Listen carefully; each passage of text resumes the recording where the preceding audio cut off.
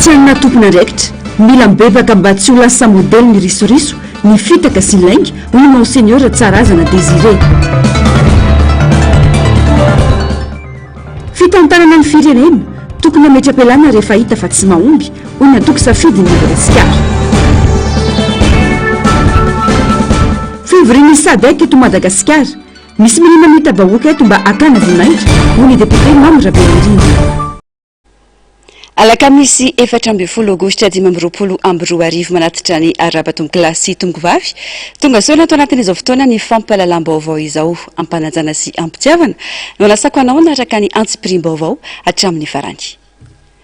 Pejiny raharam-pirenena avy hatrany manapirofo ny fihetsika asehon'ny mpitondra fanjakana amin'ny fitarian'i Madagasikara ny SADC fa sary sy voninahitra no tena zava-dehibe ho azy ireo fa tsy ny fahefana anaovana fanavaozana lalina hiatrehan'ireo olana maika eto amin'ny firenena hoy ny fanambarana nataon'ny Filoha Ravalomanana Marika filoham-pirenena teo aloha sady angadina ananana tamin'ny famodirana ny Madagasikara atao amin'ny SADC.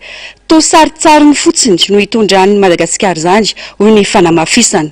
Mbola maneho ny zava-misy fa maro tamin'ireo fifampirarana natongavana tamin'ny feuille de route sordalana natao amerenana ny ara-dalàna eto Madagasikara taorian'ny crise politique no mbola tsy tanteraka indrindra ny eo amin'ny tsy fisian'ny demokrasia. Tsy lazainy intsony olana sy ny ady mafy hatrehan'ny vahoaka malagasy ankehitriny refesina amin'ny asa ataony tena diplomasia fa tsy amin'ny fampiangonana tanàna sy ny efitrano fivoriana fotsiny hoy ny fanamafisana araka izao fanambarana manaraka izao. Amin'ny fafito amby folo ny volana Aogositra 2024 no andray ny fandimbiasam-pitantanana ny SADC Madagasikara. Antaratasy dia toy ny mari-pakasitrana diplomatika ny fahinona izany. Raha ny tena marina dia fandraisana anjara manaraka ny fombafomba ny arifenitra izany, mitarika fivoriana, manoso ny taratasy ary mikabary. Tsy tena misy fahefana anaovana fanavaozana lalina, fa ho an'ny fitondrana ny sary asehony izany no zava-dehibe kokoa noho ny votoatiny. Misy zavatra mifanohitra tena misongadina. Ny taona 2024 ny SADC dia nitarika ny fampirarahana anatongavana tamin'ny feuille de route sordalana natao amerenana ny ara-dalàna eto Madagasikara taorian'ny crise politique. Nandrisika ny ankolafika rehetra ny SADC mikasika ny fiantohana ny fifidianana malalaka, sehatra politika andraisan-drehetra anjara, fitsarana maleo tena ary ny fiarovana ny zon'olombelona. 14 taona aty aoriana maro amin'ireo voatanisa ireo no tsy tanteraka mihitsy. Ampanginana ny mpanohitra, misy ny famoretana atao amin'ny mpitandron'ny filaminana, atao fitaovana ny rafi-pitsarana ary marefo ny fampahalalam-baovao tsy miankina. Ary ao anatin'izany toe zavatra izany no hitondran'i Madagasikara to sarisary fotsiny ny fikambanana tokony hiantoka ireo foto-kevitra ireo. Raha mandray ireo délégationna avy any ivelan'ny lapa dia mbola hiatrika ny tena mafy hatrany ny firenena. 570 amin'ny mponina dia miaina ambany ny tapahatrana $50 isanandro. Malagasy 9 no zara raha miaina amin'ny latsaky ny $350 isanandro. Ankizy iray amin'ny 2 no mijaly noho ny tsy fampitsakafo mitarazoka. Olona 12 tapitrisa mahery no tsy mahazo rano fisotro madio. Olona ray faingo 130 tapitrisa no miaina ao anatiny tsy fanjary-tsakafo mafy. Ny fitombony arikarena 400 dia ately ny fisotro ny vidim-piainana 7,500 no vinavinaina ho an'ny taona 2024 sy ny firongatry ny fitombony mponina. Tsy takatry ny tokantrano rehetra ny herinaratra. 430 ny mponina no mahazo izany. Potika ny hopitaly, tsy ampy ny volan'ny sekoly. Ny 7 Jolay teo nandritra ny herinandro ny indostria ny SADC tao amin'ny Novotel dia nampanantena ny fampiasana fitaovana mpambolena mekanika fanomezan-danja ny vokatra eto antoerana ary tetezamita ny angovo rajoelina. Ireo teny filamatra ireo dia tsy manana teti-bola, tsy misy fepitaona amin'ny fanatanterahana ny asa ary tsy misy lalana fampiarana. To aseho mamirapiratra eo anoloan'ny mpakasary fotsiny fa mamela ny firenena ao anatin'ny aizina sy fasairanana. Ny fifandimbiasam-pitantanana ny SADC dia azo atao zavatra hafa fa tsy ho sehatra fampisehoana tsy misy naina inona arandy akory. Mety ho fanohitra ho an'ny fandarana asa mivaingana izany. Voalohany, fampiarana entitra sy aingana ny tondrozotra 2024 miaraka amin'ny famotsorana ireo gadra politika, fiantohana sehatra politika malalaka sy azo antoka ho an'ny mpanohitra, fanavaozana ny seni, iantohana ny faleovantenany, fanokafana tanteraka ny aino manjerim-panjakana ho an'ny mpisehatra ara-politika rehetra, famerenana ny faleovantenany fitsarana. Faharoa ny angovo, tena fanatsarana ny jirama miainga amin'ny mangarahara mikasika ny fifanarahana, fampianana ny fatiantoka ara-teknika sy ara-barotra ary ny fanavaozana ny fotodrafitrasa famokarana sy fizarana herinaratra ary rano fisotro madio. Fahatelo ny fambolena, famatsimbola iraisan'ny SADC amatsiana fitaovana mekanika sy andrana toeram-pambolena madinika. Fahaefatra, fiarovam-pahasalamana ara-tsakafo, tahirim-bokatra stratezika isapatra ifehezana ny fisondrotry ny vidinentana eny an-tsena. Fahadimy, rano fisotro madio sy fahasalamana, fandaharana asa manao lara-pahameana ny fahazahoana rano fisotro madio sy fanarenana ny hopitaly. Ireo tetikasa ireo dia azo vatsiana rabola nefa tsy misy fampiakarana trosa amin'ny alalan'ny famerenana ny fandaniana amin'ny fikonan-doha, ny fitantanana ny famatsimbola efa misy toy ny bady sy ny banky iraisam-pirenena ary ny fampandehanana ny rafitry ny SADC. Tsy ny famatsiana ara-tsakafo, ny fitsaboana na ny fiantohana ny zoho no laharam-pahamea ny fitondrana ankehitriny fa ny fisehosehoana.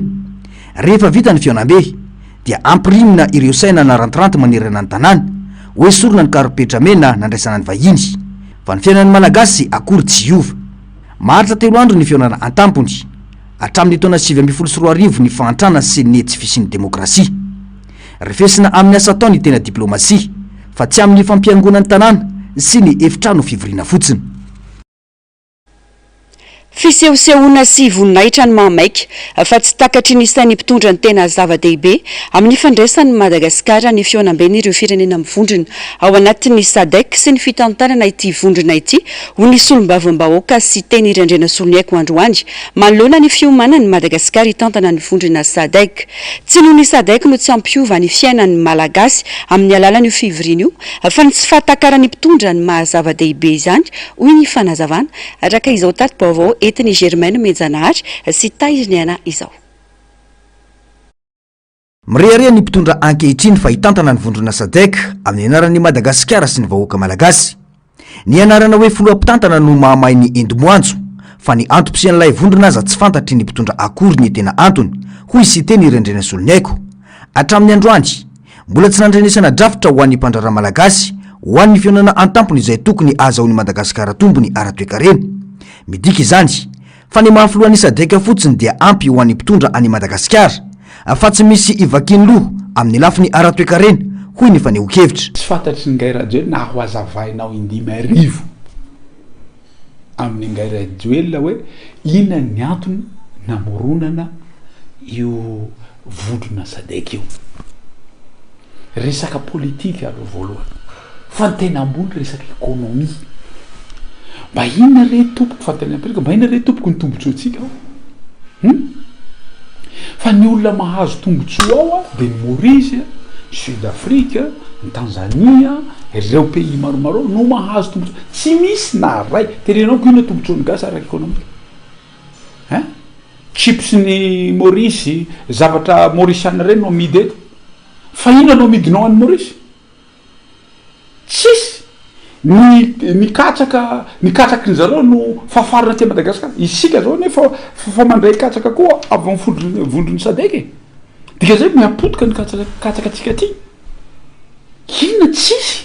Tena mbombarako aminao tsy hainy Rajoelina zany na azavainao indimapolo amin'ny Rajoelina tsy fantany zany. Inona tompo fa inona zavatra zany filo ampiasa zay novana an'io dépense rehetra hitatsika io volam-panjakana anovana dépense handraisana azy ho président. Adininy fa misy resaka ekônomia mikeza be ao anatin'io zao. Raha resaka pêche tsika. Jereo fa any Durban no andefasana tsondrotsika. Satria tsy mana infrastructure tsika hanovana an'izany. Izy no mahazo azy, zareo any Durban no mahazo azy. Tsisy tombotsoa tsika malagasy na ny kodiny hoy izy ny fitenena na. Tsisy. Tsy hitako mpanjaraha ny omanina hiatrika SADC zany. Tsisy na ray, tsisy. Nandrina roa taona zay tsy haiko fa inona laky ny arivo ino ametsarana an'izao lalana ato amboary oui kilomètre zany manahirana azy fa le tena économique malagasy ary raha tamin'ny fitondrany Rajoelina lasa avant dernier tsika raha resaka économique. Tsy ny voninahitra sy ny fandraisana makotrokotroka no hitondra soa ho an'ny firenena ao amin'izao fivoriana izao fa miankina amin'ny hoe tafiditra ao anatin'ny fampidiniana sy tetikasa manokana ho an'ny sehatra tsy miankina ny malagasy. raha tsy izany dia zava-poana ny fandaniam-bola miompampana sy ny fihetsiketsehana mafy ataon'ny mpitondra. Raha ny zava-misy manko dia tsy ao an-tsain'ny mpitondra izany na azavaina amin'ny injato aza ho ihany ny solombavam-bahoaka sy teny irendraina solony haiko. Mifandraiky amin'izay vaovao izay andry betsaka ireo zavatra mila ampafantarina ny malagasy malona ireo vaovao diso ny sasany aparitaka eto amin'ny firenena indrindra ny momba ny fivorian'ny SADC hoy ny député Mamra Benirina. Betsaka ireo manaiky fotsiny ireny lainga ireny noho ny tsy fananana fotoana andinihana ny fiainam-pirenena noho ny fahasahiranana misy. Ny diplomasia no ambadiky ny fitsanganana vondrona iray hoy ny fanazavana Germaine Mejanary tairiny anatrany. Misy fanahinina SADC ny mpitondra ankehitriny fa mitambahoaka ny filazana izany ary minimanao tsy misy dikan'ny malagasy eo anatrehana rahampireneny. Ifandimbiasan'ireo firenena mpikambana ao amin'ny fitantanana ny vondrona SADC ka anjaran'ny Madagasikara no mitantana ny vondrona amin'izao mandritra ny heritaona ary dia miova firenena hafa indray io amin'ny taona ho avy fa tsy Madagasikara intsony. Anazavana hoe ilay fanjakana ilay firenena mpikambana ao anatin'ny SADC no resahany eto fa tsy ilay olona filohan'ilay firenena. Ny dikan'izay torin'ny Madagasikara zao no mandray ny fitantanana sy ny fitarihana ny SADC ty ary voalazako teo misy ny atao hoe troika dia ireo firenena anankitelo eo zany ny eo afovoany ny firenena izay mitantana eo amin'ilany ny firenena avy mitantana ary eo amin'ilany kosa etsy an-daniny kosa ny firenena hitantana amin'ny taona manaraka. Zany hoe fa fantatra meloa zany indreo fantatra meloa izay hitantana amin'ny fotoana manaraka fa tsy vidiana araka ny tsahoaheliny sasany. Raha ny zava-misy tamin'ny mandafarany teo zany dia efa tao anatin'ny troika Madagasikara anisan'izay efa fantatra ny eloa fa handray ny fitantanana ny SADC amin'ity taona 2024 ity. Ankoatra ny filazana ombienombieny fa voafidy na nofidiana dia eo ihany koa ny filazana fa atokisan'ireo firenena mpiray vondrona ao amin'ny SADC ny mpitondra ankehitriny ary lazaina koa fa maharesy lahatra ireo firenena mpikambana ny fitantanana any Madagasikara amin'izao. Ny lafi ny fifandraisana fotsiny dia efa ahitana taratra iolanga afafy io ho hiatrany ny fanehoan-kevitra. Rehefa jerentsika hoe inona ny endrika voalohany ahitana ny fifandraisan'ny firenena tsirairay avy dia tokony fahitana fa manana maso ivo amin'ny firenena anankiray ilay te hifandray. Ambasady miresaka eto dia jerentsika hoe 4 nisan'ny firenena mpikambana ao anatin'ilay SADC lazaina fa mahasarika ny ireo firenena 4 reo ny eto Madagasikara.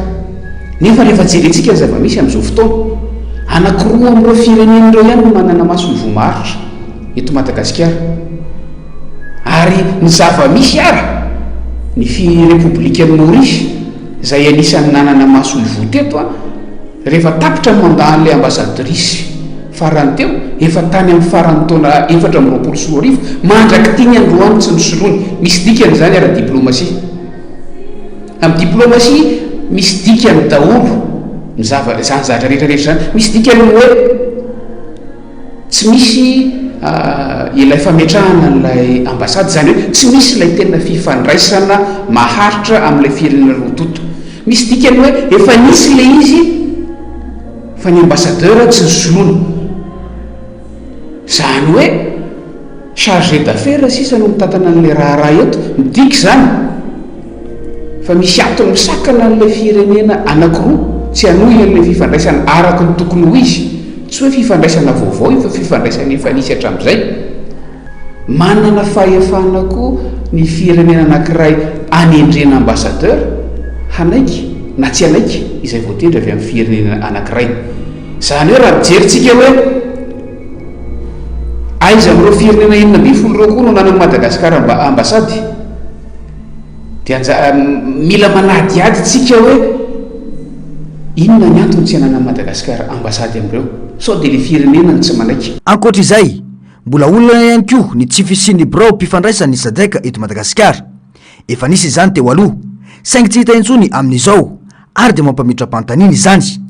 manana ny atao hoe bureau de liaison isaky ny firenena ny sadek teto Madagasikara izy teo anivon'ny ministeran'ny raharaham-bahiny tamin'ny fotoanandro fa tato anatin'ny fotoana vitsivitsy farany indrindra talohan'ny fanomanana nyty fionana tampony ity dia tsy misy intsony teo anivon'ny ministeran'ny raharaham-bahiny io bureau de liaison sadek io misy dikany ihany kio zany hanika rehefa te hifampiresaka amin'ny sadek na zareo manana missionnaire miasa makaty mandalo amin'ireny fanaraha-maso fifidianana ireny sy amin'ny anton-javatra hafa na izay mitady ny fifampiresahana amin'ny sadeka tonga dia any amin'ny foibe toerana any Botswana. Fanokafana ny sainy malagasy izany rehetra izany ho hiatrany ity solombavam-bahoaka ity.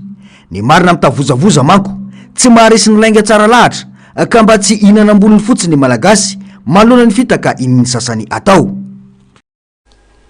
Mahakasika ny fiainam-pirenena olona notendren'ny filoham-pirenena no niteniteny fahatany nandritra ny fandaharana niteraka resabe tokony tsisy ny ady hevitra fa irajoelana tokony fona ampahibe maso amin'ireo manampahaizana malagasy hoy ny filoha lefitra eo anivon'ny antenimieram-pirenena androany.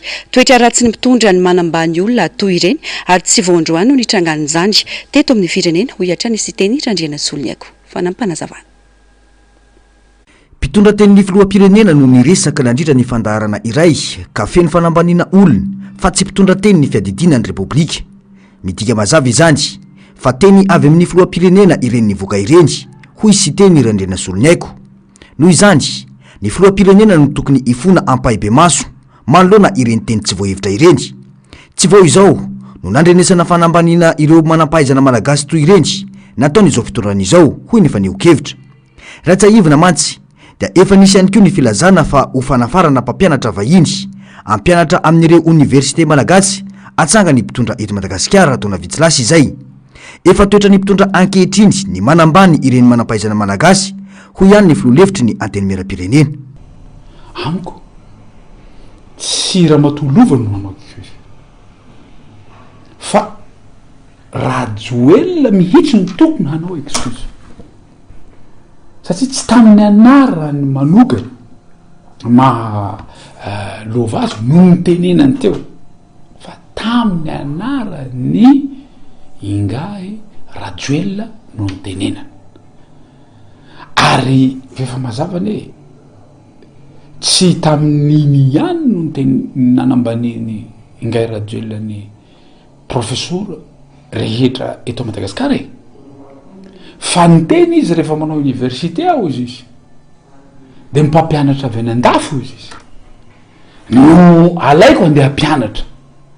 Raha ohatra ka tsisy mpampianatra tsony, raha tsisy professeur tsony teto Madagasikara dia mety ho marina zay niteny zay.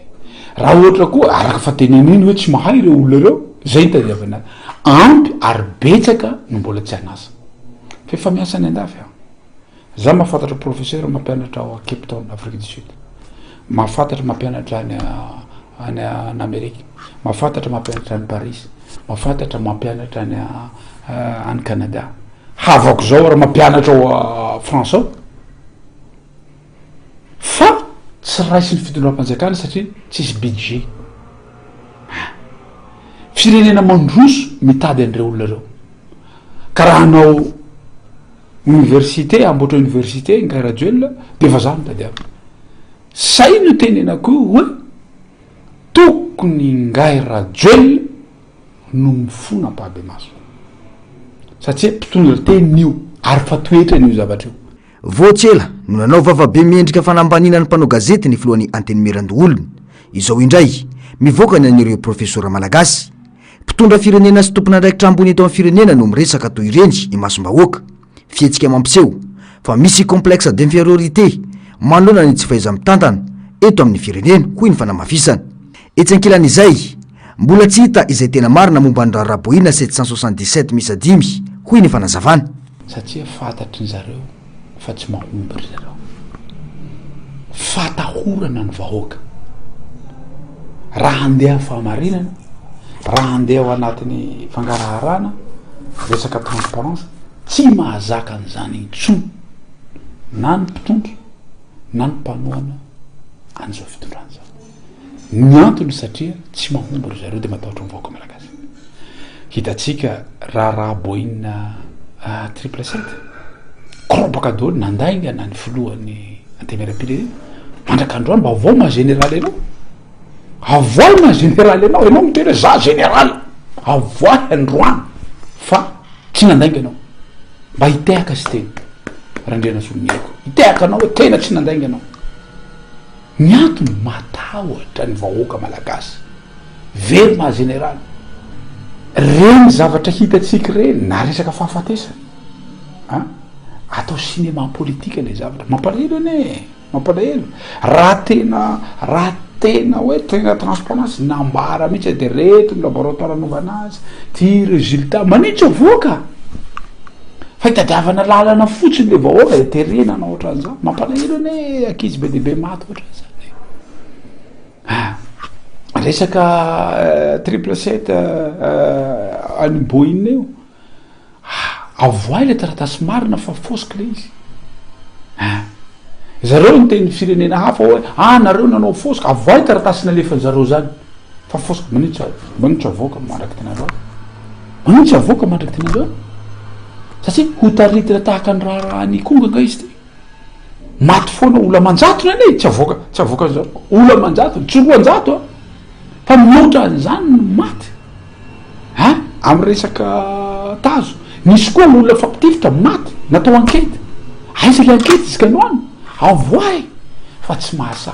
Fitondrana mena ao anatin'ny onaona no misy eto amin'izao araky ny fietsehana no mampiretika tsikelikely ho iatrany ny filohan'ny fanoerana eny anivony anteny mera-pirenena tsy misy afa-tsy ny fisehosehoana fotsiny no ain'ireo mpitondra any ka miteniteny fahatany taka ireny ho iatrany ny fanazavana. Porofo ny famoretana sy ny fiarovana tafahoatra ny fahefana ny fanambaniana sy fanivaivana olona hoy ny mpanolotsan'ny tanàna Lily Faralakalaina fifehezana sy fahamatorana amin'ny teny sy faneho-kevitra satria tsy mariky ny demokrasia izany no tsahirin'ny famandalo ny fahefana ka tokony tandremana izay teny lazaina Narcisse Karazafy mbola avatsaro mitatitra ny vaovao. Ny teny rehetra voakan'ny vava no andrefesana ny olona ray hoy ny faneho-kevitry Lily Farala manoloana ny fomba fiteny sy ny fanaon'ireo olona akaiky ny fitondrana ankehitriny. Fiteny maneho fanambaniana mivantana ireo sokajina sa maro samihafa anisan'izany ny mpanao gazety sy ny mahaolona hoy ity mpanolotsaina ny tanàna ity miaro fatratra ny seza sy ny fahefan'ireo olona arovan'ny olona manao izany any ka tsy voafehy intsony ny fomba fiteny tsara nefa ny manamarika fa ny fanjakana tandalana de miaro sy manome sehatra ho an'ny rehetra anisan'izany ireo manan-kiana sy mitondra fanitsiana. Teny izy toy ny fanafody raha ohatra izy ka mety ny fatrany ampiasaina amin'ny tokony ho izy dia manasitrana izy fa rehefa mihoatra ny fatrany ary any amin'ny sehatra tsy tokony hanaovana azy mitenenana azy dia manapoizina izy ary io tena tsy adala ny malagasy ny teny avadibadika impito ny lela vao miteny aloha vahoaka ny resaka eto fa tsy kilalao-njaza tsy resaka mpianakaviana tsy resaka ankiatrano an-trano fantatrao fa ny zavatra rehetra avoaky ny vavanao no andrefesan'ny olona hoe atraiza ny fari-pahalalanao atraiza ny fahendrenanananao ka amiko raha olona manana andraikitra goavana na olom-boatendry io na olom-boafidy io no tsy miambina ny lelany amin'ny zavatra tokony ambara dia tsy mendrika omena fitokisana ny olona tahaka izany maika moa fa hoe ny tsy fahafezanao ny zavatra ambaranao vao maika hanambaninao ny olona izay mety mahazo anao dia gaga vetsika raha miteny ny olona hoe misy moa tena efa manometsiny amin'izany adalanareo manam-pahaizana manaiky entin'olona tsy nahita fianarana firy ka dia ekenareo zany ny ivaivananareo rehefa tsy mijoro anareo ny tiako lazaina dia tsotra hoe ny zavatra tenenin'ny vava no ahafahana mandrefo hoe atraiza ny fahatakaranao zavatra anankiray atraiza ny fahendrenao manoloana situation anankiray zava-misy ange dia izao hoe tsy te hamaly an'ilay fanontaniana ianao dia aleonao manambany sy manao tsinitsinina ny mpanao gazety ary moa zany dia sa teneny hoe andana verina mianatra fa tsy mahaizina sisa. Hitantaratra ihany koa ny erisetra toy ny fanambaniana sy ny fanevatevana amin'ny fomba faneho-kevitra ataon'ireo mpiaradia amin'ny fitondrana eo anivon'ny fahitalavitra sy ny tambazotra-ny-tserasera sy ny sehatra maro samihafa miariary amin'ny kabary ataon'izy ireo ny fiteny manambany sy mitretrevatreva rehefa maneho hevitra na miady hevitra amin'ny fanoerana nampatsehiviny Lily Farala famandalo ary tsy mandrakizay ny fahefana ary miankina amin'ny toedra rasy ny safidim-bahoaka ny ambadiky ny ampitso noho izany ilaina ny fifehezana ny teny avoaka sy ny fomba fanehoan-kevitra indrindra ho an'ireo manana andraikitra ambony eto amin'ny firenena na olom-boafidy na olom-boatendry. Tsy reny zavatra andresantsika teo ihany na filazana hoe tsisy manampahaizana sy ny sisa eto Madagasikara fa etsy andanin'izay na dia ataoko hoe reny ady hevitra anaty fahitalavitra reny ara dia ahafahana mandrefy hoe dia ohatr'izao ve dia hatramin'izao ve tsika mbola hianatra foana ny hoe azo atao tsara ny mifanakalo hevitra fa tsy ny olona ny miady fa ny hevitra fa dia magaga raha olona tena efa au pouvoir no mbola manao fihetsika ohatran'izany amiko ilay izy mazava be tsy fatokisanteny ka io rehefa tsy te hiaika hoe inona ny zavatra tsy voafehako dia aleoko ny olona mahita ny tsy mety ataoko no kianina amin'izay mihevitra angamba fa rehefa mandoto ny hafa dia madio azy fa tsy izay ilay izy fa ny olona mamaky mijery mandinika ary afaka mahatakatra zavatra be dehibe ambadika ireny amiko ilay izy dia tsotra hoe manao ny fomba rehetrarehetra kotokakoty hitazomana seza tonga hatrany fitenitenenina foana fa ny mahadiso ary mila sainina tsara indrindra ny tenitsika tozy ny fanontaniana reo tsy hoe tsy ilay teniteny foana fotsiny fa hoe misy fanambanina dia indramako ilay teny frantsay mampatahotra mafy hoe plus haut tu montes plus dur sera la chute. Ny ampitso tsy fantatsika io fahefana io indramana io fa tsy antsika mandrakizay asio fahendrena ihany fa raha tonga ilay patsara tsy mivava soby sahirana. Manao ny fomba rehetra hitazomana fahefana ireo mpitondra ho iarany lilira faralahy any ka mibrioka manala baraka sy manambany ny hafa. Potika ny fanabeazana sy fampianarana eto Madagasikara. Sarotra ny antenana fampandrosoana manoloan'izany. Misy indrindra ny fanambarana nataon'ny firaisan-kina eo anatria ny fampitehana misorantsika vetranary makasika izay. Voalohany indrindra dia marihiko manokana fa adidy ny manome voninahitra ny mpampianatra, mpanabe ary mpikaroka.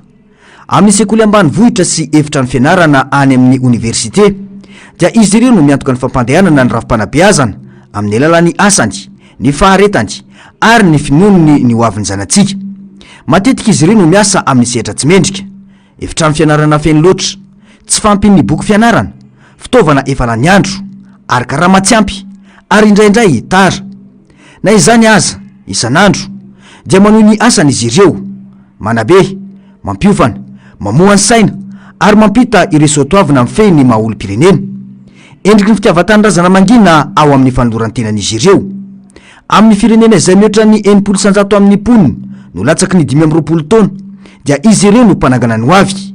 Ny firenena dia tokony ankasitraka, anaja ary mpanjakana ambony iray faranteo izay milaza fa ny profesora malagasy moa nanana ny maizy azy tamin'izany fotoana izany. Mampalahelo amin'izao fotoana izao fa tsy misy intsony izany profesora tena hoe mahay. Tena manana fotoana mafy ireo izay miady isan'andro amin'ny fitandronan'ny kalitaon'ny fampianarana sy manome endrika ratsy ny fianakaviam-beny siantifika eto Madagasikara ny fanambarana toy izany. Hatramin'ny taona 2014 ny fanabeazana dia tena isan'ny adino tamin'ny laharam-pahamehana ara-tetibola. Nidina teo anelanelany 400 ka hatramin'ny 20 isanjato ny anjaran'ny tetibolam-panjakana natokana ho azy, lavitry ny 20 isanjato no kendreny izay voalaza taloha. Amin'ny ampahany amin'ny arikarena fahobe tsy mihoatra ny 30 isanjato ny ezaky ny fanjakana, efa ho latsaka avy roa endry raha hoarina amin'izay toromarika avy amin'ny UNESCO. Mandritra izany fotoana izany miena ny famatsim-bola isaky ny mpampianatra raha mitombo kosa ny fidiran'ny zaza malagasy an-tsekoly. Ary tamin'ny taona 2024 dia nangalana ny tetibola natokana ho an'ny fanabeazana ho fanampina ny jirama. Ito izao ny vokatra izany rehetra izany. Kilasy maro ahitana mpianatra 70 mahery iandreketana mpampianatra iray, foto-dravitra salany andro sy tsy voakarakara tsara, fahatarana amin'ny fandaovana karama any amin'ny toerana ambanivohitra sasany. Tsy misy ny fampiofanana ny mpampianatra, anavoazana ny traikefany. Na dia eo aza izany, ny mpanabe eto amintsika dia mampiseho hatrany ny famirapiratany Madagasikara amin'ny alalan'ny fahazahoana mari-pakasitrahana akademika iraisam-pirenena, famoahana voka-pikarohana amin'ny gazety siantifika malaza ary fitariana ireo mpianatra manombana doktorat amin'ny fandaharam-pianarana isaparitra sy maneran-tany. Ireo fambiazana ireo izay vokatry ny fahafoizan-tena be dia be dia mampiseho ny asaropidiny manampahaizana sy ny mpikaroka eto amintsika sy ny ilana ny fiarovana azy. Ireo tondrom-pamantarana rehetra dia manamafy fa tena mafy ny krizy. 520 isanjato amin'ny mpianatra na vita ny sekoly ambaratonga fototra dia tsy mahay mamaky teny tsara raha ny boky iraisam-pirenena 420.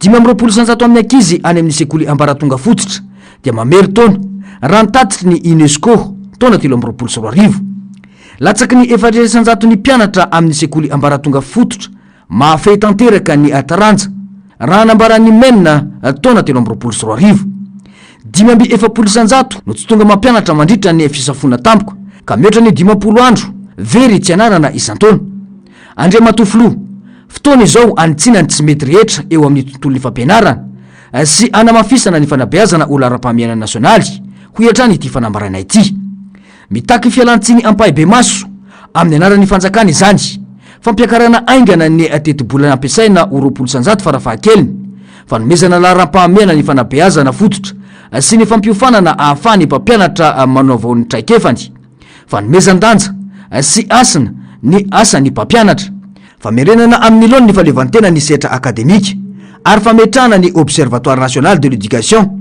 iantohana ny mangarahara mikasika ny asa sy ny ezaka vita ary ny fitantanam-bola manimba ny hoavitsika ny famelana ny fampianarana iaratsy amin'ny firenena ahitana tanora maro anisa ahatsiaro ny safidy atao ankehitriny taranaka ho avy ny firenena tsy manabe ny ankizy sy ny tanora ao aminy dia tsy afaka iroso amin'ny lalana mitondra any amin'ny tena fandrosoana ireo firenena nisongadina tao tanatin'ny folo taona faran'ny fanesy Azia Atsimo Antsinanana dia samy nampiasa vola be tamin'ny fanabeazana avokoa banky iraisam-pirenena Miracle en Asie taona 5,700 atsipo ny tady eny an-tandroko ny omby atsipo ny teny any am-pony mahalala Niteraka fanon-kevitra maro sy fanevatevana ny tamazotra sosialy ny teny nataony mpitondra teny Flo izay milaza fa tsy misy profesora maito Madagasikara ho an'ny atoko safidiny Madagasikara tsy teny tsotra fotsiny izany fa teny avy amin'ny Flo mivantana satria mitondra ny feon'ny filoham-pirenena ny mpitondra teniny tokony tsy ho enatra ny fametraha-pialana rehefa tsy sainy mitantana ny firenena hoy ny faneho-kevitra fanampanazavana tsy misy ny finiavan'ny fitondrana anatsara ny tontolon'ny fikarohana sy ny fanabeazana ambony eto amin'ny firenena raha ny tokony ho izy ny fitondrana no mpanohana sy mpampivelatra ny fahalalana sy mpampiakatra ny lanjan'ny fikarohana sy ny fampianarana fa tsy anapa-kevitra manilika sy manambany azy ireo ny fanaovana tsinitsina ny profesora izay misolo tena ny fahalalana sy ny traikefa ara-siansa dia midika fandavana mivantana ny ezaka rehetra amin'ny fanavoajana ny fikarohana sy ny fampianarana ambony midika ihany koa fa tsy olo ara-pahamiana ny famatsim-bola sy ny fanohanana ny fikarohana izay efa miady amin'ny tsy fampiny fitaovana sy ny vola hoy ny fanazavana mahatoa mpitondra teny zany ny filoham-pirenena dia azo raisina ihany koa zany ny hoe filoham-pirenena mihitsy no miresaka amintsika ary efa elany nanambaniny fanjakana an'ireo zareo amin'ny seha-pikarohana ny fanabeazana ary ny resaka fampianarana eto Madagasikara satria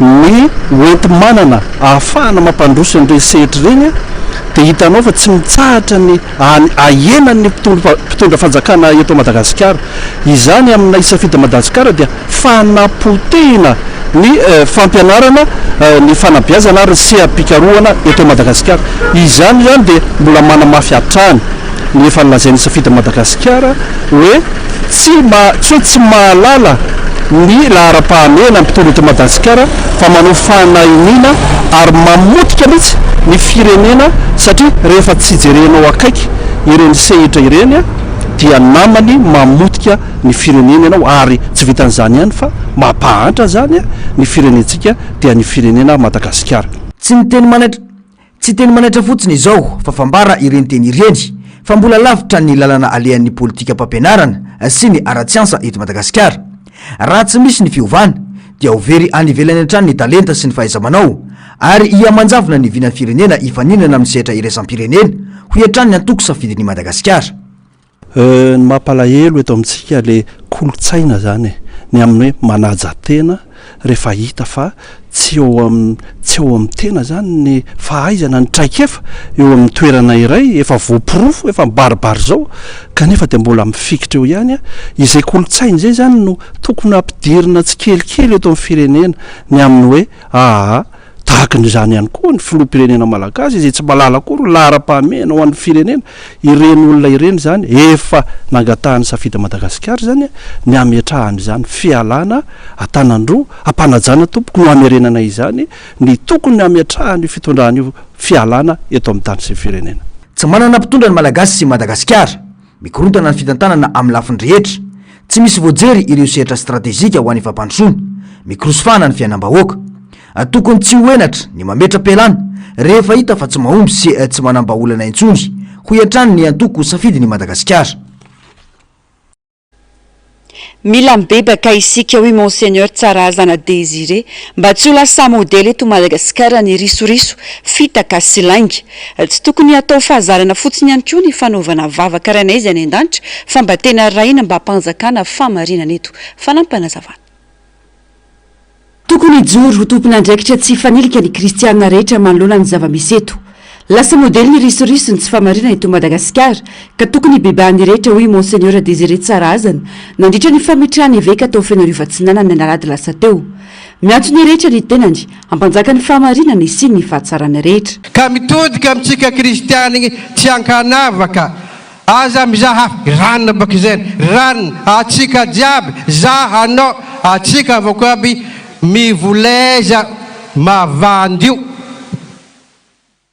mivoleza mandenga oka ibebaka mary ampanjaka ny fanjakan'Andriamanitra eto amintsika ty. Fa antsika kristianina tsy ankanavaka zay mila mibebaka marina antsika ty fa manjary sanatrian'ny vava lasa modely ity risoriso fitapitaka lengalenga hanjaka amin'ny tinosintsika ty mba hanjaka ny fahamarina, mba hanjaka marina ny fiadana, mba hanjaka marina ny fandriam-pahalema, mba hanjaka marina ny fitiava, mba hanjaka ny atsarana jiaby izay ilaintsika. Tsy tokony ho tsenjery fotsiny ihany koa ny vavaka fa tena mba ho ampiarina amin'ny fiainana hoy ny fanamafisana. Tsy ataontsika tsy anjery fa izy io fa ho tanterahana amin'ny fiainana. Ka rehefa magnano reniny an-danitra antsika avy izy ty ataovy sérieux marina, ataovy tegna andraha ke mba ho tanteraka ny fiadana, mba ho tonga eto ny fanjakan'Andriamanitra, ho tonga ny fanjakanao riavana. Azadigno le faramparany izy io. Ino mafaramparany fivavahana io? Aza velanao ho azony fitaoman-dratsy fa manafahanay amin'ny ratsy. Ka isaka ny hiasa tsika riavana ataovy izy fa efa dila loatra riavana ny tsy fahamarinana ty, efa dila loatra ty risoriso ty amintsika Madagasikara ty. No tanterahina ny alahady 10 aogositra lasa teo moa ny fametrahana ny Monseigneur Marek Olak eo amin'ny fiketrehana mahaveka ny Fianariovan-Tsinanana azy. Pejiny toe-karenina kosa indray mibaribary ny antsana lalina manasaraka ny manitra sy ny manan-karena eto Madagasikara vokatry ny fahalemen'ny fanabeazana sy ny tsy fitovian'ny fidiram-bola. Nambarany faly Ramakavelo Pay toe-karena fa anisan'ny olana lehibe ny tsy fisian'ny fitsinjaram-pahefana marina izay manakana ny vahoaka eny fotony tsy azo fahefana anapaka sy ampandrosin'ny faritra misy azy. Raha tanteraka ireo fanovana ilaina amin'ny fanabeazana ny famatsim-bola ary ny fitsinjaram-pahefana dia afaka nanafidiram-bola matotra ny tsirairay ka hiena ny elanelana radio-karena eto amin'ny firenena. Narsisy Karazafy, mbola avatsara. Tsy mitsaha-mitombo ny elanelana eo amin'ny manitra sy ny mpanan-karena eto Madagasikara amin'izao fotoan'izao. Olana voalohany mahatonga izany ny tsy fananana fototra tsara amin'ny fanabeazana, hany ka tsy afaka mivoatra ny olona iray raha tsy ampy ny fahaizany sy ny fahalalahany. Mila amporisihana hianatra sy amita fianarana ireo tanora mba hazony mamorona sy manangana ary manavao ny sehatra misy azy aoriana kely ao. Mila ampiakarina ihany koa ny lehitan'ny fanabeazana. Tsy afaka mivoatra ihany koa ireo malagasy noho ny fahasarotany findramam-bola amin'ny banky sy ny tanjana-bola izay ambony ka mampiembotra ireo olona olona manana tetikasa entina mampandroso ny sehatra asa misy azy ary mbola ampiny ny TVA 20 isanjato zany. Raha tsy afaka manomboka na mampivelatra tetikasa nefa ny olona iray dia tsy hivoatra ny fiariny. Alako rehefa mahay ianao zany a dia afaka hoe mamorona zavatra, afaka manangana zavatra, afaka mahay ny système financier hoe mamindrambola ny banque ianao a dia manao investissement. Iny zany tena mila imasoana aingana ary zay mahatonga ny hoe any firenena mandroso a na de firenena capitaliste ary zareo a tsy hita loatra le elanelana satria manana niveau d'éducation ambony be ny olona any. Zay zany tokony ataontsika voalohany. Fa faharoa tena ilaina dia ny faharoa moa zany dia ny facilité an'ny accès au crédit. Tokony hoe amorana ny ahafahan'ny olona rehefa tena mba manana projet tsara ny olona ka mba te hividy fitaovam-pamokarana dia tokony hoe amorana ny ahafahany any amin'ny banque zany a ahafahany mindram-bola sady tokony hoe atao moramora kokoa ny procédure eto amintsika tena hitako hoe mavesatra be loatra ary ny faharoa eo amin'le taux d'intérêt ny atsika tena enjana loatra efa enjana moa ny taux d'intérêt nefa mbola ampiana TVA indray amin'izao a dia hitako hoe tena tsy mety zany le izy mavesatra be loatra amin'le olona mamokatra le zavatra ohatran'izay. Singa iray mahatonga ny elanelana be eo amin'ny mahantra sy ny mpanan-karena eto Madagasikara ny tsy fisian'ny fitsinjaram-pahefana marina eto amin'ny firenena vokany tsy mahazo fahefana ara-toe-karena sy ara-pitantanana ny eny fotony ka voatery miandry hatrany izay fanapahan-kevitra avy amin'ny fohy be na avy amin'ny ambony. Tokony hanana fahefana mivantana ny fanapahan-kevitra toy ny resaka fanamboaran-dalana, ny fifanarahana amin'ny firenena vahiny ary ny fitantanam-bola ny fokontany, ny commune sy ireo distrika tsirairay avy ho hiatrany ny fanazavahana. Rehefa tena miatra ny fitsinjaram-pahefana vao afaka mivelatra ny faritra iray ary mifototra amin'ny zava-misy sy ny filan'ny mponina ao aminy no iangan'ny fampandrosoana. Mahatonga ny anisany tena mahatonga ny eto Madagasikara hoe olombitsiny tena manam-bola be dia ny akamaroany vahoaka mahantra dia satria tsika centre vahoaka rehetrarehetra dia ny décentralisation. Satria rehefa décentralisé ianao dia ohatrany hoe fokontany anankiray manana fahefana izy mivoateny entrany. Zany hoe zareo misy ohatran'ny parlement misy zany mihitsy moa tena démocratie tokony hoe vahoaka any amin'ny fokontany no manao ny lalàna ny hoe eto aminay zao ny impôt manana loi de finance izy zany ary ny any ivelany izy zao ny any France misy ny atao hoe taxe communale dia ny zareo any amin'ny commune mihitsy manana vola ahafahana manao hoe sekoly afaka manao hôpitaly kely etc dia zay tena décentralisation hoe tokony manana fahefana ny fokontany manana fahefana ny district ny région moa hitako hoe mbola lehibe loatra fa tokony hoe ny district mihitsy no manana autonomie économique afaka mifampiraraha amin'izay firenena tiany izy mba hampandroso amin'ny économie ao aminy afaka manao lalàna zay afaka hitany hoe mety rehetrarehetra izy ahafahany mampandroso ny ao aminy fa tsy hoe manao projet minier ianao dia tsy maintsy mila ny autorisation anty-Antananarivo. Tokony hanana politika manokana momba ny fampianarana ihany koa ny distrika tsirairay manerana ny Madagasikara, ilaina ny fifampanarahana ny fanabeazana amin'ny zava-misy sy ny filana ao anatin'ny faritra iray satria samy manana ny harena voajanahary sy ny toetra mampiavaka azy ny isa-paritra ho hiatrany ny nambarany. Tokony hoe omenao fahefana ny province district tsirairay avy manana politika fampianarany.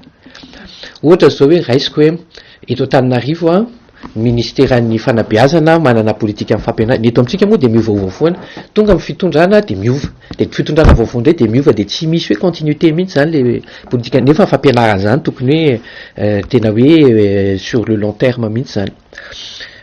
Fa raha raisitsika zao ohatrany hoe Morondava zao ohatrany anisany tena zavatra ilain'ny faritra ny Morondava satria zareo tena sady manana ranomasina izy manana paysage amin'ny resaka tourisme any anisany tena tsara indrindra satria any misy ny baobab any misy ny tsingy misy ranomasina koa dia tokony anisan'ny politika amin'ny fampianarana any zany mampianatra ny olona anjono mampianatra ny olona amin'ny resaka tourisme mampianatra ny olona amin'ny resaka langue satria amin'izay ianao afaka manao guide dia nefa ianao tsy afaka manao an'izany zareo satria aty Antananarivo manao politika amin'ny fampianarana.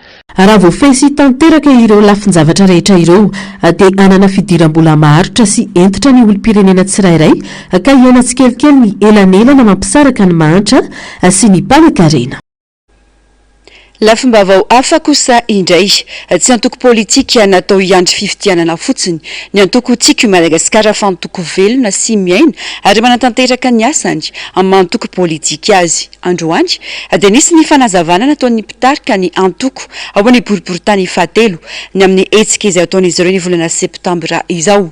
Hetsika izay natao hanampiana ny vahoaka malagasy sy ny mpiara-monina sahirana amin'izao fiainan-tsarotra izao. Germaine Menjanary, Taiziniana. Mbola mena ao anatin'ny fotoan-tsarotra ara-toekarena sy ara-tsosialy ny ankamaroan'ny tokantrano malagasy, tsy mitsaha mitombo ny vidim-piainana, mihamafy ny tsy fananana asa ary mena atrandy ny fahafahany olom-pirenena mividy ny ilaina andavanandro. Eo anatrehan'izany, ny antokotoky Madagasikara ao amin'ny boriboritany fahatelo dia andray andraikitra amin'ny alalan'ny fampiofanana na fanaovana paty malagasy maimaim-pony. Tanjona ny anome fitaovana ahafahany olona miatrika mivantana ny olana amin'ny fiainana andavanandro raha ny fanazavana. Amin'ny alalan'ny ity fanofanana ity, tsy ny fahafahana manamboatra sakafo fotsiny no ianaran'ny mpandray anjara, fa koa ny fomba anaovana azy oloa ranombola sy fototry ny fivelomana madinika raha ny fanazavana. Ka le fampifanana moa zany fampifanana ara-teknika dia efa nisy moa ny ohatra hoe fampianarana manao savony, fampianarana mekanika, manjaitra, efa nisy daholo zany fa amin'ity ndray mitoraka ity zany dia ankafaliana no ampahafantarana ianareo fa misy indray le fampifanana fanaovana paty gasy. Io paty gasy io dia fahaizanao an'io mety anampy ny fidiram-bolanao ao atokantraminao ka asaina zany isika hiatrika an'izany fampifanana manamboatra paty gasy zany maimaim-pony, tsy mividy ianao na polycopiary ary tsisy vola alohanao zany fa raisina entanana daholo ny fampianarana anao amin'izany paty gasy zany. Efa nisokatra ny faraka ambin'ny folo ny volana aogositra teo ny fisokatana anarana ary mifarana ny faharoa amby roapolo ny volana aogositra. Koa sainam-pitiavana zany isika ho tonga hisoratra anarana amin'izany fianarana paty gasy zany. Le andro anaovana fampifanana moa zany dia ny fahaenina ny volana septambra ka dia tongava maro tompo. Vaovao ny fampianaran'ny voka omaly arivo ny valim-panadinana baccalauréat 2024 tao Fianaratsoa izay voalohany azona taremarika momba ity fanadina mpanjakana ity 7,20 isanjato ny tapafana baccalauréat tao Matsihatra ambony. Mbola andrasana kosa ny valo no andreo faritra hafa manerana ny nosy fanampanazava. Ny voka ny ariva ny alarobia 13 aogositra ny valim-panadinana baccalauréat 2024 ho an'ny Fianaratsoa tao arin'ny délibération izay nataony 12 aogositra tao amin'ny lisera mamonjy. Mpiadina 3,70 alina amin'ireo 2,703 alina ny soratra anarana no afaka baccalauréat, izany hoe 7,50 isanjato ny tahapahafahana. Nahitana fiakarana ny tahapambiazana tamin'ity taona ity ny teo amin'ny baka teknika ranoarina tamin'ny taon-dasy 2,70 isanjato zany raha 4,5 isanjato tamin'ny taona 2024. 7,50 isanjato kosa ny tahapahafahana ho an'ny baccalauréat sokajy ankapobeny ary ny sokajy série C no nahazo ny toerana voalohany amin'ny tany fahombiazana 2,40 isanjato ho an'ny mpiadana no afaka tamin'izany. Nanamsarotra ny fahazonan'ny valim-panadinana tamin'ny internet. Maro tamin'ireo mpiadana tsy afaka nahita valim-panadinana tao amin'ny tranonkalan'ny université an'ny Fianaratsoa. Noho izany, maro ny mbola nitodidona ka ny amin'ireo ivitoerana nanaovana fanadinana hijery ny afisin'ny voaka. Fianaratsoa no namoaka valim-panadinana voalohany. Mbola andrasana amin'ny andro manaraka kosa ny valiny ho an'ireo faritra hafa. Ho an'ny université an'Antananarivo, efa nanambara ny tompon'andraikitra fa ny 20 na 20 aogositra ny tokony hivoaka ny valim-panadinana. Lafimbavao hafa tanteraka kosa indray mirongatra ny fitsindromana zava-mahadomelona eto Madagasikara amin'izao fotoana izao ka ilana ny fandinena lalina sy fanohanana ara-pahasalamana fa tsy famonjanana no sazy ampiarina amin'ireo mpidorika ankoatra ny voka-dratsy ara-pahasalamana sy ny fiparitahan'ny aretina toy ny VIH, sida sy ny hepatite. Olana lehibe ihany koa ny kalitaon'ireo zava-mahadomelona tafiditra antsokosoko sy ny tsy fisian'ny fanaraha-maso ara-tsiantifika eto Madagasikara. Manoloana izany dia zava-dehibe ny fampiarana politika mifototra amin'ny fampianana ny loza sy ny fanarenana ireo olona miankin-doha indrindra ny tanora amin'ny alalan'ny fiaraha-misalany rehetra eo amin'ny sehatra rehetra. Fanampanazava. mahery ny 2 eo ireo olona mitsina iray misehatra amin'ny fampianana ny vokadratsy ateraky ny fahazarana mampiakin-doha an-tanana marary ireo olona ireo ho ny fanamariana ka tsy tokony fonja avetrano no andraisana azy fa mila fitsaboana sy fanohanana ara-pahasalamana akoatra ny fidorohana zava-madomelona ambony dia ambony ihany koa ny taha mety sy ny aretina VIH sida sy ny aretiny aty na ny hepatite B sy C eo amin'izy ireo tamin'ireo olona 500 notiliana 300 no mitondra ny tsimokaretina hepatite C izany hoe 300 isanjato raha manodidina ny 400 kosa no voamarina fa mitondra ny hepatite B malona izany dia ilaina ny fampiarana ny politika mazava momba ny fitsaboana sy ny fanohanana ireo olona miankin-doha amin'ny zava-madomelona amin'ny alalan'ny fepetra mifototra amin'ny fampianana ny loza sy ny vokadratsy ara-pahasalamana. Ny antony dia tsotra misy mode de transmission resaka sida dia misy maromaro anisan'ireny ny raha ao dia le raha io na le famezana raha direct mihitsy ohatra ny sanatry avy zany amin'ny hôpitaly na ihany ko lay fampiasana fitaovana maloto seraingy ohatra nanotaka zany dia misy olona voan'ny sida na misy hepatite dia avy eo misy maloto iny dia nampiasainao sanatry avy zany dia mamindranao resaka tsimokaretina sida na ny hepatite ary tiako mariana eto satria matetika ny olona mitsina zava-mahadomelona dia mivondrona nolonay vokatra nole produit lavo na mety nolesaka fihinana ihany ko dia vokatra zavatray dia mifandimidimy sirainga zany antyle izy dia izay rehefa avy eo no atsirona mampatonga anazy voan'le hepatite C. Akoatra ny loza mitatao vokatry ny arety mifindra mbola olana lehibe ihany koa ny kalitaony zava-madomelona miditra antsokosoka eto Madagasikara maro amin'ireo zava-madomelona ireo no efa mifangaro akora hafa akoatra ny akora fototra ka mahatonga aretina hafa ho an'ireo mpampiasa azy noho izany ilaina ny fananganana ny laboratoara manokana ahafahana manadiady ny akora ao anatin'ireny zava-madomelona tafiditra eto an-toerana ireny indrindra mba ahafahana mikaroka vahaolana sy fomba fitsaboana mifanaraka amin'ny toetry ny marary tsirairay voakasika izany olana izany ihany koa ny sehatra maro samihafa manomboka amin'ny fahasalamam-bahoaka ny fiarovana hatrany amin'ny toe-karena ka ilaina ny fijerena akaiky sy ny fiaraha-misalaminy izany. Manao antso avy amin'ny fomba hoana mba hananatsika laboratoire manara-penitra mba ahafahany ihany koa mba manara-maso be dia be amin'ny fivezivezen'ireo zava-mahadomelona reo sy ahafatsika mamantatra hoe inona marina tokoa moa zany no anatin'ireo zava-mahadomelona reo satria azadino ny akoatran'le mahazava-mahadomelona mahazava-mahadomelona lizy dia azadino fa misy zavatra be dia be mety ampidiriny olona ao dia reny le zavatra be dia be ampidiriny le olona reny miteraka aretina hafa ihany koa ao anatin'izay setra ary zay mampatonga ny mbola miantso avy ore olona misy zavatra be dia be tokony rahantsika amin'ny resaka ty zavatra ty fa tsy vitany fotsiny fisamborana an'le olona na atao amin'izao le olona anatin'izay setray fa misy zavatra tokony rahantsika mametraka ty zavatra ty mba ahafahan'ireo olondreo misitraka tokoa n'le toe fitsaboana fototra mba ahafahan'ireo misitraka ihany koa amin'ny zavatra tokony sitrahan'ny olona rehetrarehetra satria ao aminay dia azadino fa tafiditra ao anatin'ilay toe santé communautaire na santé publique ny fidoroana zava-mahadomelona. Miatra ao anatin'ny fanaparitahana ny zava-mahadomelona ny lalàna ny tolotra sy ny tinady misy tongotra 3 araka izany manodidina io fiparitahana ny zava-mahadomelona io izany hoe misy mampiditra antsokosoko ary mitady izay lalàna rehetra ampiakin-doha ny mpanjifany ny fidirana amin'ny sistany malagasy izay ho didy tsy hita ka mila jerena akaiky ny anjara asa ny fiarahamonim-pirenena ao anatin'izany dia ny fampianana ny loza sy ny vokadratsy ara-pahasalamana ateraky ny fiankinan-doha. Misy lay offre dia misy lay demande dia misy lay réduction de risque.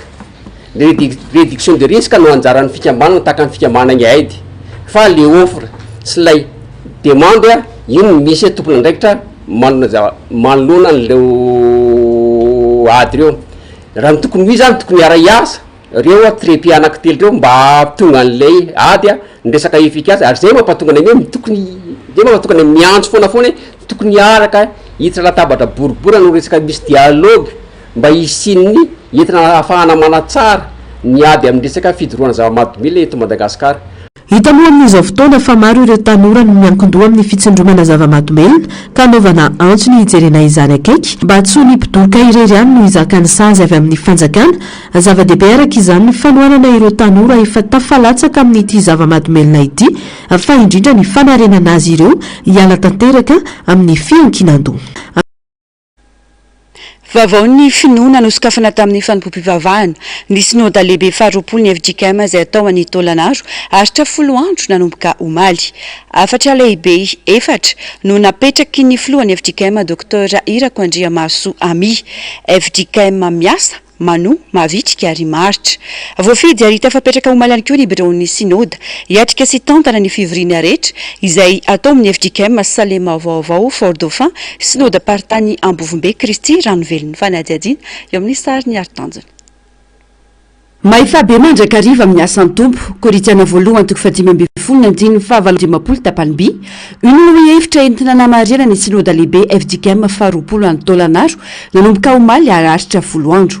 Fanompom-pivavahana no tarian'ny bureau foibe no nentina nanokafana izany tamin'ny fomba ofisialy tao amin'ny FJKM Salema vaovao Fort Dauphin alarobia 13 aogositra 2022.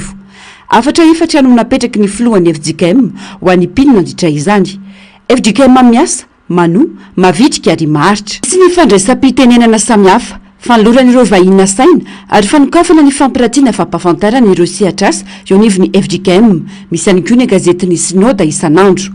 Koan'Andriamanitra raisy zanaka faray masina no anabarako fanosokatra amin'izao fanompom-pivavahana izao ty sinoda lehibe faharoapolo any FJKM ity mety Tolanaro n'Andriamanitra lehibe hivavaka isika iaby. Ry Jesosy Kristy lohan'ny fiangonana amin'ny anaranao nanokafana izao sinoda lehibe izao satria ianao eto vonay no hany hely sy toky ny fiangonana sy hany mahafiangonana ny fiangonana.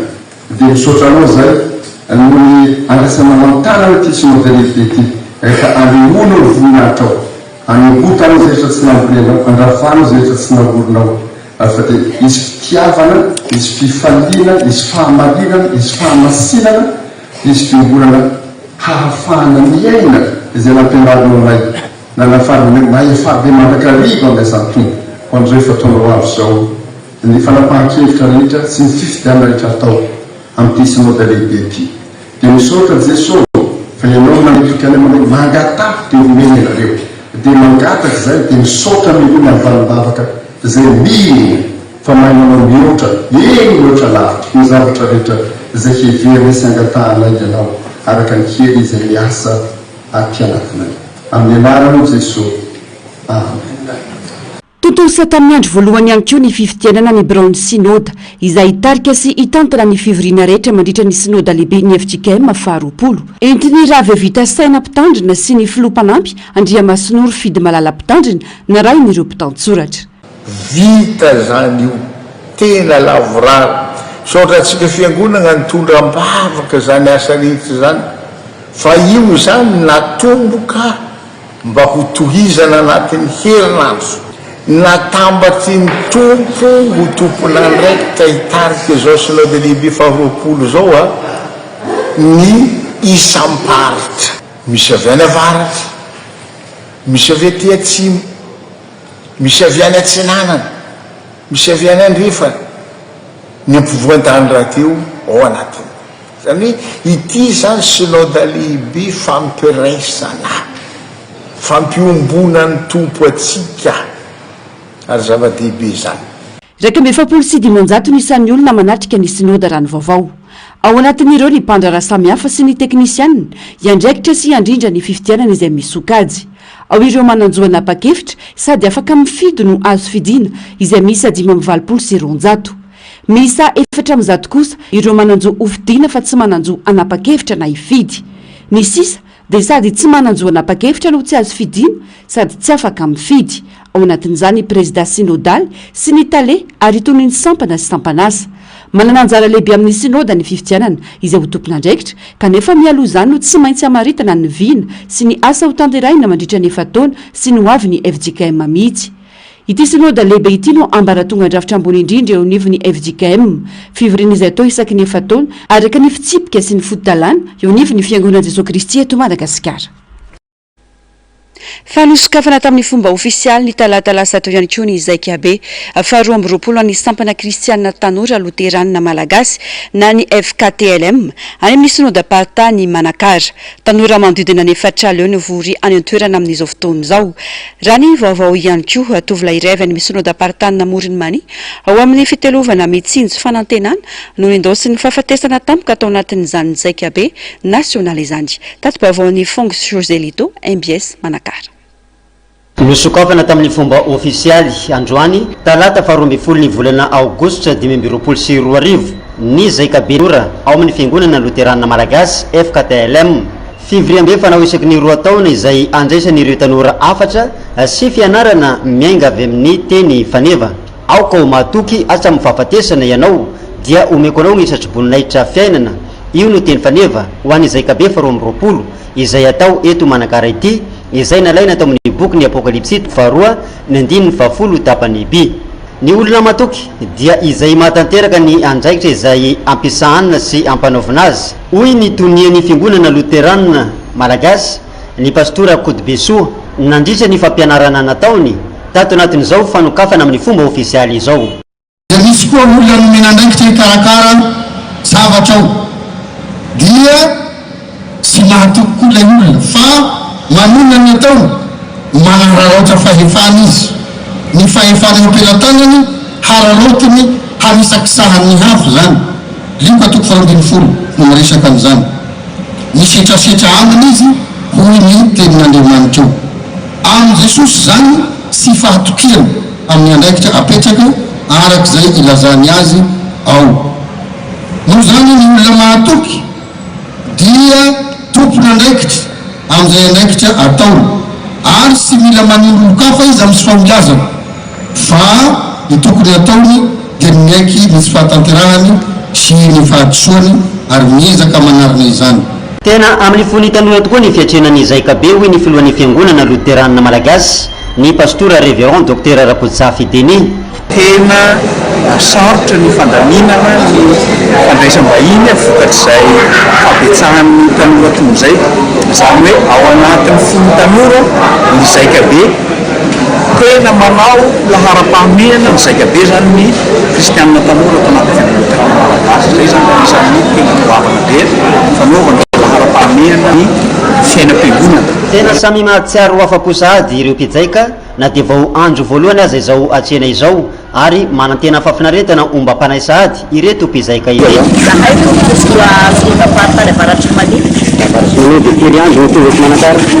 Tonga omaly talata lavilaka misy sabotsy lahady mody. Ino no tena angasantsika mpizaika be telo? Rasana mpizaika aty zany dia ny foto-kevitra zao dia hoe ny KTLM miatrika ny fahatokisana an'Andriamanitra sy ny fitiavana an'Andriamanitra dia ny tanjona anay zany dia KTLM rehetra izay mamonjy aty zaika aty dia tena akatoa sy anaraka mba tsy alamaina zany fa tonga lesona mody avy any amin'ny synodam misy azy tsirairay aby madio ary hatram'izao aloha dia mbola sisy hoe tanàna madio inona koa sy dia mahay mandray iny hatram'izao aloha mbola sara fandraisana anay ary inay fa toy izay fandraisana sara na izany aza dia misy hatrany ny indro kely afetsok'ireo tonta kely satria dia toby maromaro sahady no efa nainoana fa avakisana ny delestazy ihany koa dia mbola manao ny ataony atreto. Maresaka avy any ivelany nampanantenany anampy amin'ny fanarenana ny série ny ministry ny raharaham-bahiny Turka Hakan Fidan saingy hinanankenan'i Israel sy ny Hery Demokratika Siriana tariny Kurda ny tenany no ny fanelingelenana ny ezaka famerenana ny firenena amin'ny laon'ny fanadihadiana. Israel no ambadiky ny herisetra tany Soeda faritany any atsimon'ny Siria ary ahitana Druzy betsaka indrindra hoy ny fanamelohan'ireo minisitra ny raharaham-bahiny Siriana sy Turka raha niaona tamin'ireo mpanao gazety izy ireo. Firenena azon'ny olon-drehetra iaraha-miaina na samihafa finoana sy kolontsaina azy i Siria hoy ny minisitry ny raharaham-bahiny Turka izay nanamafy fa manohana fiandrianam-pireneny Siria Turka ary mampanjaka ny firaisana anatin'ny fahasamihafana. na mafisy ny minisitry ny raharaham-bahiny sirianina fa israely no mikotroka fanakorontanana serisetra ka mitady ampisaraka ny fiarahamonina sirianina. Ny 7 jolay lasa teo no nampiarina ny fampitsaharana ny ady ao Soeda tao aorian'ny fifandonana naharitra herinandro maro. Nateo aza nefa izany fampitsaharana ny ady izany dia niverina ny fifandirana ka inandamoka ny fifanarahana. Voatohitohana ihany koa ny fidiran'ireo fanampiana maha-olona ny toerana iarahana amin'ireo sampandrarahan'ny firenena mikambana sy ny vokovoko mena arabo sirianina noho ny fitohizan'ny fanafiana israelianina. Any Genève kosa indray firenena 80 no mivorana toerana miezaka metraka fifanekeny raisam-pirenena iadina amin'ny fandotoana plastika saingy tsy nahomby ny fifampirarahana. Nolavy ny solotenan'ireo mpivory ny tolokevitry ny filohan'ny fivoriana noho ny tsy fisiany fepetra mifeny famokarana plastika vaovao. Nitsikera izany ireo firenena sy fikambanana tsy miankina anisan'izany Greenpeace. Manantena kosa nefa ireo mpisehatra amin'ny indostria fa ny fanodinana plastika imbetsaka no mety ampihena ny fandotona any an-toerana. Fanadiady. Firenena 70 no nivory tao amin'ny foiben'ny firenena mikambana tany Genève niezaka marina fifanekeny iraisam-pirenena voalohany iadina amin'ny fandotona amin'ny plastika. Nandritra izany dia niditra tamin'ny dingana manan-danja ny ady hevitra saingy ny afara tamin'ny tsy fahombiazana. Nanolotra tolokevitra misy andininy raika amin'ny 30 ny filohan'ny fivoriana Luis Vaias Valdeviezo, diplomaty avy any Équateur. Nolavin'ny akamaroan'ireo solotena-pirenena avy hatrany nefa izany noho ny tsy fisiany fepetra mifeny famokarana plastika vaovao. Firenena maro toa ny Colombie, Chili, Mexique, Panama, Canada, ny vondrona Europeanina ary ireo fanjakana nosy any Pasifika no nitsikera ny tolokevitra ho tsy mifandanja ary tsy ampy hamoronana sehatra fiara-miasa iraisam-pirenena. Nambaran'ny Panama fa nitanjona fototra fifanekena mihitsy ny tany Domindozy. Nanamafy ny solotenan'ny Panama Juan Carlos Monterrey Gomez fa tsy tonga anao sy ny fotsiny izy ireo fa mitako fifanarahana amarana ny fandotona amin'ny plastika. Etsy ankilany manatendreo avy amin'ny sehatry ny indostria toa ny Ross Essenberg fa ny fanodinana amin'ny plastika imbetsaka fa tsy atao entana ampiasaina indray mandeha fotsiny no ampihana fandotona anatsara ny kalitaon'ny fiainana ary manome rafitra fitantanana fako ho an'ny olona 2.7 miliara mbola tsy manana izany. Na dia teo aza ny fanerena dia tsy nahomby ny fifampidiniana. Nanakihana ny tolokevitra koa ny Greenpeace sy ireo fikambanana tsy miankina hafa noho ny tsy fisian'ny fepetra entitra amerana famokarana plastika vaovao. Mpatsiahy izy ireo fa efa 20 tapitrisa taonina ny plastika mitsingevana eny an-dranomasina maneran-tany ka loza mitatahoan'ny tontolo iainana an-dranomasina izany. Tselatra goavambena magavaky ny lanitra niteraka ny tana record eran-tany. Tovolahy iray natadidy ny fiainana tamin'izy taloha fa sanatena miavaka indrindra any amin'ny faritra atsimo. Afakely hoentin'ny Sara Anjaratiana amintsika ireo ato anatin'ity fanadiadiana manaraka ity. Ny 20 oktobra 17 ny pararetra ny lanitra États-Unis raha nitsorika nanjavozavo teo ambonin'ny rahona ny tselatra tokana lava indrindra teo amin'ny tantara. Ny tety alavirana mahagaga mirary 5.7 miles na 7.7 kilometatra avy any atsinanan'ny Texas ka hatrany akaikin'ny Kansas City, Missouri. Voamarina tamin'ny fomba ofisialy tamin'ny alalan'ny World Meteorological Organization fa ity mega flash ity dia nandresy tsy nisy ady hevitra ny record teo aloha tamin'ny taona 2020 izay nirefy 7.7 miles. Na dia nandeha lavitra be azy dia 7 sekondra monja ny naharetany ambanin'olay tselatra tany Amerika Atsimo izay naharitra 17 sekondra. Hoy ny Paisons, mbola misy any an-danitra ireo tselatra goavambe sy mahery vaika kokoa tsy mbola voafandrika amin'ny fankatsary. Mety hanapaka tanteraka amin'ny fetrany eritreretintsika izy ireny fa napirofo fa mbola maro ny zava-miafina any ambadiky ny lanitry ny tany. Ny atao hoe réincarnation ve ianao? Ny réincarnation dia ny finoana fa rehefa maty ny vatana iray dia makany amin'ny vatana iray vaovao ny fanahy fa tsy maty miaraka amin'ilay vatana. Ity tantara iray ity mitantara fa misy zaza nilaza ho natadidin'ny fiainany teo aloha. Iray amin'ireo tantara manjato misy izy ity. Voarotaona monjy Cameroun, zazalahy any Glasgow. Ny tantara ity teratany Anglisy ity fa mipetraka tao amin'ny trano fotsy iray tao amin'ny nosy bara Scotland izy teo aloha. Ireo zavatra nolazainy dia izao: trano fotsy amoron-dranomasina, manana rahalasy anabavy izy, toeram-pivoahana roa, alika maitso fotsy, fiaramanidina miakatra sy midina eny amoron-dranomasina. Nolazainy fa maty noho ny lozam-piarakodia indrainy ary Shane Robertson no anarany. Rehefa feno 5 taona izy dia niamaro ny zavatra nolazainy. Nazava be ny filazany ka nanapa-kevitra ny reniny hitondra azany amin'ilay nosy niaraka tamin'ny karoka sady psikiatra Dr Tucker avy ao amin'ny Universitény Virginia.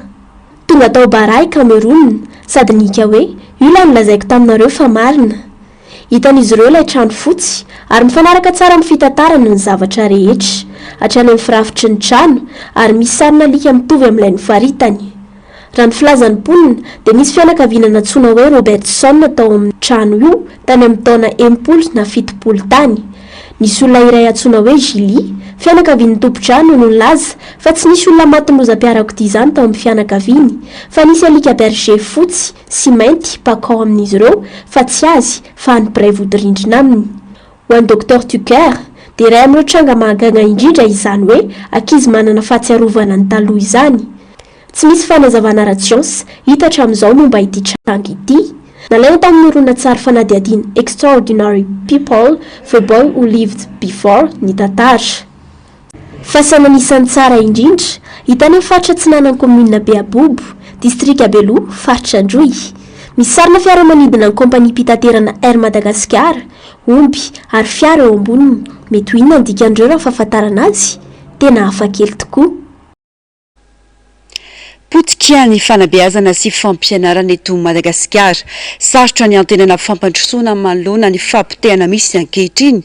Fotoana izao anitsina ny tsy mety rehetra momba ny fampianarana sy hanamafisana ny fanabeazana ho laram-pamehana nasionaly hoy ny taratasy misokatra ho an'ny mpitondra ankehitriny nataon'ireo filoha ny vovonana firaisan-kina. Toy izao ary ny makasika izay. Voalohany indrindra dia marihiko manokana fa adidi ny manome voninahitra ny mpampianatra, mpanabe ary mpikaroka amin'ny sekoly ambanivohitra sy efitra ny fianarana any amin'ny université dia izy ireo no miantoka ny fampandehanana ny rafi-panabeazana amin'ny alalan'ny asany, ny faharetany ary ny finonony ny hoavin'ny zanatsika. Matetika izy ireo no miasa amin'ny sehatra tsy mendrika, efitrano fianarana feno loatra, tsy fampin'ny boky fianarana, fitaovana efa lany andro ary karama tsy ampy ary indraindray tara. Na izany aza isan'andro dia manohy ny asany izy ireo, manabe, mampiofana, mamohany saina ary mampita ireo soatoavina amin'ny fehiny maha-olom-pirenena. Endriky ny fitiavan-tany razana mangina ao amin'ny fanoloran-tenan'izy ireo. Amin'ny firenena izay mihoatra ny 900 amin'ny poniny no latsaky ny 520 taona dia izy ireo no nangana ny hoavy. Ny firenena dia tokony ankasitraka, anaja ary anohana azy ireo. Izany no tsy azo nanekena ny faneho-kevitra nataony tompona ndraiky mpanjakana ambony iray faranteo izay milaza fa ny profesora malagasy moa nanana ny maizy azy tamin'izany fotoana izany. Mampalahelo amin'izao fotoana izao fa tsy misy intsony izany profesora tena hoe mahay. Tena manana fotoana mafy ireo izay miady isan'andro amin'ny fitandronan'ny kalitaon'ny fampianarana sy manome endrika ratsy ny fianakaviam-beny siantifika eto Madagasikara ny fanambarana toy izany. Hatramin'ny taona 2014 ny fanabeazana dia tena isan'ny adino tamin'ny laharam-pahamehana ara-teti-bola. Nidina teo anelanelany 400 ka hatramin'ny 20% ny anjaran'ny teti-bola-panjakana natokana ho azy, lavitry ny 20% no kendreny izay voalaza taloha. Amin'ny ampahany amin'ny arikarena fahobe tsy mihoatra ny 30% ny ezaky ny fanjakana, efa ho latsaka avy 2 endry raha hoarina amin'ny izay toromarika avy amin'ny UNESCO. Mandritra izany fotoana izany miena ny famatsim-bola isaky ny mpampianatra raha mitombo kosa ny fidiran'ny zaza malagasy an-tsekoly. Ary tamin'ny taona 2024 dia nangalana ny teti-bola natokana ho an'ny fanabeazana ho fanampina ny jirama. Ito izao ny vokatra izany rehetra izany. Kilasy maro ahitana mpianatra 70 mahery iandreketana mpampianatra iray, foto-dravitra salany andro sy tsy voakarakara tsara, fahatarana amin'ny fandoavana karama any amin'ny toerana ambanivohitra sasany, tsy misy ny fampiofanana ny mpampianatra, anavozana ny traikefany. Ny ade eo aza izany ny mpanabe eto amintsika dia mampiseho hatrany ny famirapiratany Madagasikara amin'ny alalan'ny fahazahoana mari-pakasitrahana akademika iraisam-pirenena, famoahana voka-pikarohana amin'ny gazety siantifika malaza ary fitarihana ireo mpianatra manombana doktorat amin'ny fandaharam-pianarana isa-paritra sy maneran-tany. Ireo fambiazana ireo izay vokatry ny fahafoizan-tena be dia be dia mampiseho ny asarobidy ny manam-pahaizana sy ny mpikaroka eto amintsika sy ny ilana ny fiarovana azy. Ireo tondrom-pamantarana rehetra dia manamafy fa tena mafy ny krizy 5 amin'ny mpianatra na vitany sekoly ambaratonga fototra dia tsy mahay mamaky teny tsara raha ny boky iraisam-pirenena 424 5 amin'ny ankizy any amin'ny sekoly ambaratonga fototra dia mamery taona raha nitatitry ny UNESCO taona 2024 latsaky ny 400 ny mpianatra amin'ny sekoly ambaratonga fototra mahafehy tanteraka ny ataranja raha nambaran'ny menina taona 2023 5 no tsy tonga mampianatra mandritra ny fisafona tampoka ka mihoatra ny 50 andro very tsy anarana isan-taona andre matofilo fotoana izao anitsinany tsy mety rehetra eo amin'ny tontolon'ny fampianarana sy anamafisana ny fanabeazana olo ara-pahamiana nasionaly ho iatrany ity fanambarana ity mitaky fialantsiny ampahibe maso amin'ny anaran'ny fanjakana izany fampiakarana aingana ny tetibolana ampiasaina ho 20 farafahakeliny fanomezana laharam-pahamiana ny fanabeazana fototra sy ny fampiofanana ahafahany mpampianatra manaovao ny traikefany fanomezan-danja sy asina ny asany mpampianatra famerenana amin'ny lony ny falevantena ny setra akademika ary fametrahana ny observatoire national de l'éducation iantohana ny mangarahara mikasika ny asa sy ny ezaka vita ary ny fitantanam-bola manimba ny hoavitsika ny famelana ny fampianarana iaratsy amin'ny firenena ahitana tanora maro anisa ahatsiaro ny safidy atao ankehitriny taranaka ho avy ny firenena tsy manabe ny ankizy sy ny tanora ao aminy dia tsy afaka iroso amin'ny lalana mitondra any amin'ny tena fandrosoana ireo firenena nisongadina tao anatin'ny folo taona faran'ny fanesy Azia Atsimo Antsinanana dia samy nampiasa vola be tamin'ny fanabeazana avokoa banky iraisam-pirenena Miracle en Asie taona 570 atsipo ny tady eny an-tamtroko ny omby atsipo ny teny any am-pony mahalala tapitra ny fampalalam-baovao tompo-kilasy tongovavy mangasitraka anao nanaraka izany hatramin'ny farany ny tenako mametraka ny veloma mandrapitafa ho amin'ny rampitso indray tomin'ny ora mahazatra veloma tompoko